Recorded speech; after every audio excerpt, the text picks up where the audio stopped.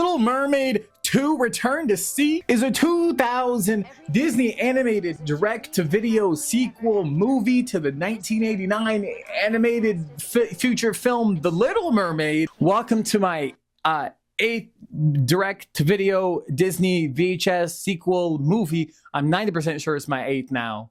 The story takes place over a decade after the original film, and the movie brought back basically the whole cast for the most part, so there's no worries about that. Also, fun fact, this was the first Disney movie released during the 21st century. So we got some, I guess that's cute. The film was the 10th most successful direct-to-video sequel in 2000. I think it retailed with like over $120 million. The film sold 6 million VHS and DVD units in just 2000. All right, y'all, this is another movie where it was just really hard to find anything like behind the scenes because, like, you know, it sucks. But there's a ton about the first movie, so I guess it's gonna be having behind me. But I mean, honestly, like, other than that, there's really nothing else I can add to this. I will explain more about what we just watched at the end with some more fun facts. But other than that, I'm just gonna jump right into the movie. So buckle down for another trip under the sea. Also, to add, I didn't even touch my lava lamp, so it's still the same, so it's probably not going to go up. I didn't even fix the other one yet. Maybe next week, we'll see. But all right, let's go. All right, so we got a bird flying over the ocean castle hand. Oh, it's a baby. Oh, it's Ariel's baby. This movie, like I said, takes place like 10 years after the first one, so I guess they got a kid now. Also, Ariel looks somehow younger. Not sure how the animators managed that. The Little Mermaid 2 Return to the Sea. We immediately start off with a song. It's a very high-pitched opera song. Like, I don't even know what they are saying most of the time. They're just happy to be out on the sea, I guess, just cruising. The sea animals say that Ariel's coming by in a little bit. Ariel's coming. Ariel's coming. All the mermaids and mermen look at them from the sea.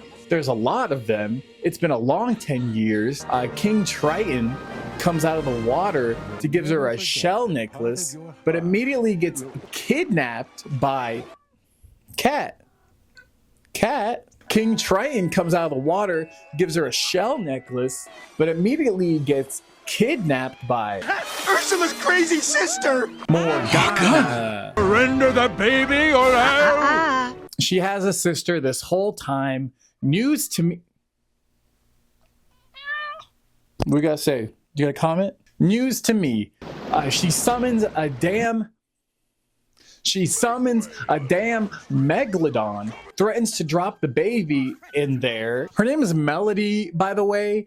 Melody, baby's happy the whole time. Ursula demands the Triton. King Triton says you can't have anything. Ariel takes Eric's sword, cuts a random rope that just so happened to mess with her as she drops the baby. Eric uses that same rope to swing to the baby, catches it. Megalodon gets turned into a baby Dawn. Anchovy! She makes an ink tornado and fucking disappears, scrams. There's no sign of her. She's vanished.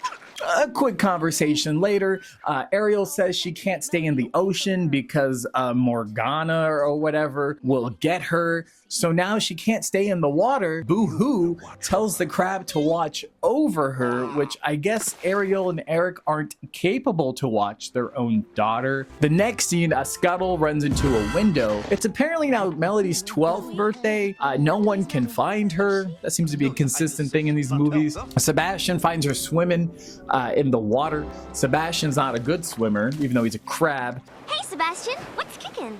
She's hip. He tells her it is especially forbidden for you to be swimming beyond the safety of the sea walls. Any such woman is a reckless disregard of the rules. Stop that. So Melody swims around some more. My question is, does she know that she's part mermaid? Like, did her family ever tell her that? I mean, but I feel like she's got to know, because, like, does she not know that she doesn't have to get air at any time? She's like in the water for like a long time with no breathing, or are we ignoring that? She finds the clam that was given to her as a child, you know, that was just on the ground, so just perfectly found it. Back to Ursula, I mean Morgana. Did you know that's the same voice? The person who plays Ursula is the same one that plays her sister. I don't know. I guess they just couldn't find someone to compare, so we're just getting just like a skinny version of Ursula here. She turns the shark back to a megalodon shark, but fails. I bet Ursula could have done it. What? She's just jealous of her dead sister. Pretty typical stuff. She sees Melody and her little clam fortune ball and sees she has the clam necklace and is happy that she found it because reasons. Also, is Morgana able just to watch her whenever she feels like it? Has she been watching her whole life? I need a better explanation for this film. Melody swims through the sewers to get to the party, sneaks back in. Kids gossip about her. She goes to change. Ariel comes in. Eric comes in and goes, "Well, I'm just here to let you know there are a lot of people downstairs." Oh, we'll be right down. just nagging. Where have I heard that before? They talk about their dreams, then Eric shows up a minute later. How's it coming?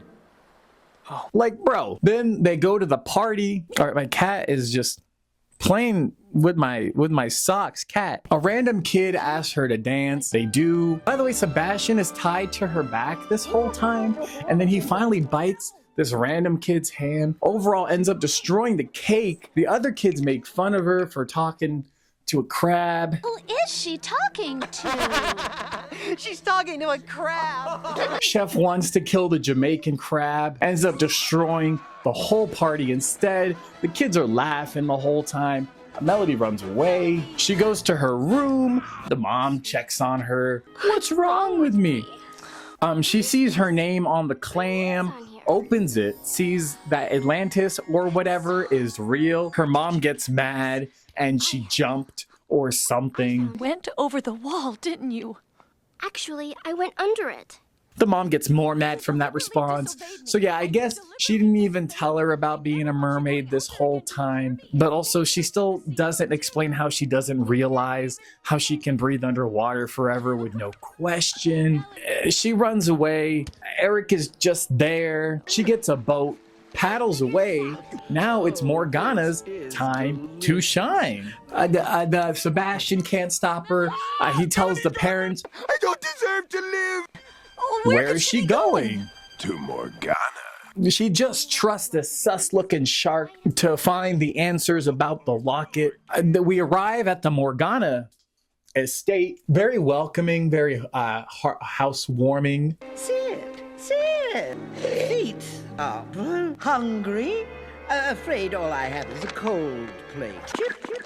She asks about La Clam. She tells her she's a mermaid. She wants to be a mermaid. Morgana goes, I can't help you. Goes, I can help you. Gets out an elixir. The shark gets extremely offended that Ursula's magic. Where'd you get that? I guess because that elixir could have turned him back into Megalodon. My cat's just making noises. I guess because that elixir could have like turned him back to Megalodon, but also doesn't give any to him. Which I think there's enough because she drops a drop on her foot and she grows some fins. Immediately starts swimming. No questions asked. Triton catches up with the parents. Sends Ariel with Triton because she knows the waters or whatever. Leaves Eric behind. He's just kind of useless this movie. Triton turns Ariel back to movie one Ariel. Next scene, there's a song with Melody just excited to have a fin out of her shell. Turns out it's a duet with her mom. This song was very mid. I'ma skip it. A kid goes back to thank Morgana. She tells her the spell is temporary, and the only way to make it last longer is to get King Triton's Triton. She agrees again. No questions asked. Sends her off to Atlantis to find that hope. She's conniving.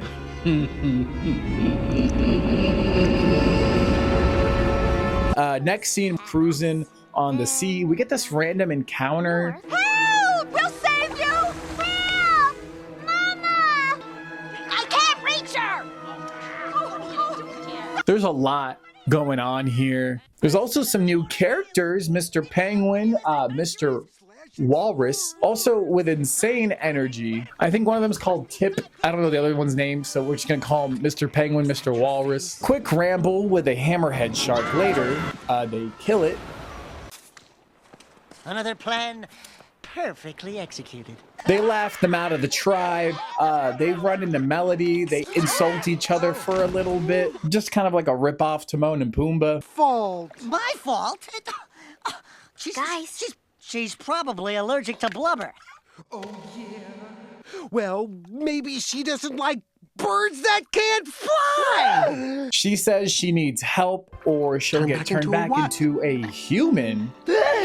I mean, overall, they decide to help her because she's a damsel in distress. Now they're off. Not without a song, though. I didn't like this one. It's just this guy, Max Casella, the voice of the Penguin, singing about going to Atlantica. He's also the voice of Daxter in Jak and Daxter games, so that's all I hear. Anyway, skipping this song. Next, they make it to Atlantica. Morgana is watching the entire time, though. Just stalking, just peeping Tom levels. Back with Ariel and Triton, she runs into the motherfucking Flounder, big Flounder. Man, this guy settled down. He's a dad. You know, he let himself go. What a busy fish. Even though his voice is deeper, she asked him for help. Really need your help. Wild seahorses couldn't stop me. He brings the kids along with him.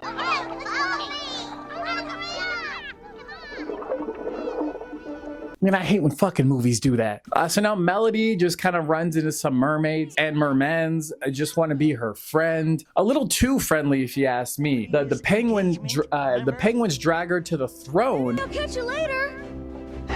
She stares at her grandpa, sees the Triton, almost catches the penguin walrus, gets interrupted. And now there's a chance. Oh no, they're coming back. She takes the Triton. She drops her clam necklace. Leaves it. They find it, and they know that she took it because she dropped it. Triton extra freaks out now. Goes every fish in the ocean to find her now. Ariel sees some stingrays that she apparently knows and follows them. She makes it back to Morgana. The shark scares the others away, so now she's all alone. Wait. Ariel followed the stingrays all the way to Ursula, Morgana's lair. Right as she was about to hand her the Triton, Ariel, right place, right time, stops them. Then they're both shocked that they're mermaids. You're a mermaid? Ariel! The fucking witch insults the fish. You brought Flopper with you. The name's Flounder. They argue over about who should have the trident. Melody is torn because her mom lied to her. The fucking witch goes, yeah, your mom lied to you. The mom goes, no, she's lying to you. Witch goes, no, she's lying. The mom goes, if I could do it over again. She hands it to the witch. Immediately turns bad. Oof. The fucking poor little shark just wants to be Big Shark again. It's still a small world down here! She aims the trident at Melody, tells her she stole from her own grandpappy. You tricked me. Couldn't have seen that coming. She locks her in a cave, steals her mom. We got the two losers just kind of sitting outside. They see flashes in the distance where Melody is. Then Ursula Morgana just shoots out of the water. Also, Eric just explodes out of nowhere on his ship. She drops a whole ass iceberg on the ship. It's gone. Eric's just chilling on the glacier now. Fucking Triton just shows up out of nowhere. He does a speech. Release my daughter! Surrender my granddaughter! And I shall spare you! What you gonna do? Throw the crab at me? Then Sebastian chases the shark. Now look at me, I'm bait! Out of nowhere, she finally decides to turn him into Megalodon again. There's so much happening right now. Eric gets pulled underwater. She slaps Scuttle with a trident. Ariel goes to rescue Eric. Megalodon attacks the penguin walrus. Walrus jumps on the shark penguin, goes to rescue. Melody, turned back into a human, is now drowning. The two fools get the Meg to slam into the cave ice wall, and then they rescue the now passed out kid, which, wait a second. before she turned into a mermaid, wasn't she able to breathe underwater for like ever when she was in the beginning of the movie? Now that she's back to a human, she can't do it anymore? What is this plot hole? Morgana gets a little hungry of power, just kind of zapping away at whatever. Melody musters up the courage to parkour her way to Morgana. Just, past experiences before. Just swimming. Like, look at this. Wouldn't it also be wet, because it just came out of the water? She jumps, gets the stick, stabs her, throws the stick to her grandpappy in slow motion. Never again! He just freezes her ass. She's chilling on the walrus. Also, look at the way the penguin pushes them. I just found that comical, which sinks to the bottom of the ocean along with her sister. Dead. Basically, Triton gives her an ultimatum: either go be a mermaid with him or return to be a human with her parents. What kind of, why not just live together? And she goes, I have a better idea. Then breaks the wall and goes, Now we can all be together. Is Triton dumb? No one else had this idea? Also, what kind of ultimatum is that? It's like, go live with your granddad or live with your parents who raised you your whole life. Sebastian brings it home with another song. Everyone is happy. La-dee-da. She runs into the mermaid boy from earlier. Something's brewing there. Pan up shot, land and sea. Fucking roll credits. And that's Little Mermaid 2, Return to the Sea. Would you look at that? Australia and Canada. This was an okay movie, guys. The film received mostly negative reviews from the critics and audiences for its basically a rehash plot of the first movie, lower quality animation in comparison to the first one. I don't know, I guess Melody is considered the highlight of this movie. There's also a fun fact I read that the unpopularity of the sequel and the other sequels were cited by fucking John Lasseter of all people as examples of why they should discontinue the Disney sequel brand, but they didn't. We're not even halfway through. I don't know, a weird plot hole I think in the beginning of the movie is Ariel should have just explained everything to Melody. I don't know why they just kind of kept it as a secret from her whole life. It was just her mom being a mermaid. I mean, I don't think living next to the sea is really gonna help either. They should have just grew up somewhere else that's not next to the goddamn sea. I don't think a wall's gonna stop a kid. She's going in the gutters to get there now. Head of the live action movie that came out a few years ago, some of the fucking actors said they would like to do a live action version of the second movie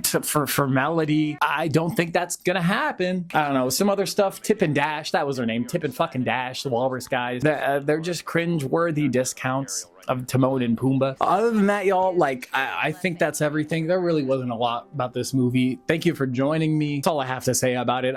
This movie, I'm just gonna kind of glaze over this one. Join me next time where I watch the next Disney direct to VHS video sequel. I guess they'd be DVD now, right? Because we're at the era where they're also releasing on DVD. The next direct to video VHS DVD movie, Lady and the Tramp 2, Scamp's Adventure. I've never seen this one, y'all. I'm actually really excited.